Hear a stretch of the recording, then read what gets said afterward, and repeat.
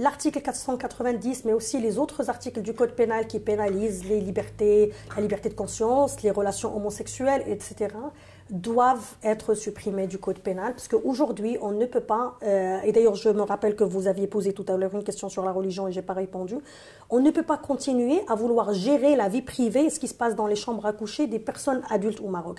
Maintenant, il faudra faire la séparation entre, par exemple, homosexualité et pédophilie. Non à la pédophilie. Il faudra faire la séparation entre liberté sexuelle et... Parce que certaines personnes pensent que liberté sexuelle, ça veut dire qu'il y aura des rapports sexuels dans la rue. Non, des personnes adultes, majeures, qui ont des relations... Ce qu'ils appellent ibahiyya. Ibahiyya, exactement. Et ça... En dehors des courants officiellement idéologiques, il y a beaucoup de Marocains qui sont influencés par ces discours.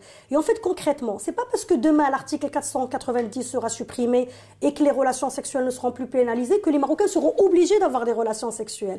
Celui ou celle qui considère que pour leur choix individuel, ils veulent vivre en abstinence jusqu'au mariage, ce sera toujours leur choix souverain. Mais les personnes adultes, consentantes, qui souhaitent avoir d'autres formes de vie ou de croyances, doivent aussi être libres d'avoir le droit de pratiquer leur foi et de ne pas être obligés de se cacher, de trouver des solutions de bricolage, etc. C'est juste arrêter d'infantiliser le citoyen et la citoyenne marocaine, considérer que ce sont des personnes adultes, et à partir du moment où il n'y a pas atteinte aux droits d'autrui, c'est-à-dire quelqu'un qui souhaite, lui, boire de l'alcool, il est libre, mais maintenant, il n'a pas le droit de conduire en état d'ivresse parce qu'il y a une atteinte aux droits d'autrui. Les libertés sexuelles, oui, mais pas de violence sexuelle, pas de harcèlement, pas d'agression, pas de viol conjugal, pas de traite de personnes et d'utilisation ou de gestion de réseaux de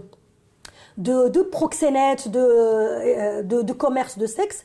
Et donc, à partir du moment où il n'y a pas d'abus, il n'y a pas de violence, il n'y a pas d'atteinte aux droits des enfants, et que c'est des choix de personnes majeures, adultes, l'État n'a pas à gérer ça. Voilà. Et pour parler de la religion du halal et du haram, le rôle de l'État n'est pas de nous faire entrer au paradis ou de nous sortir, de nous sauver de l'enfer,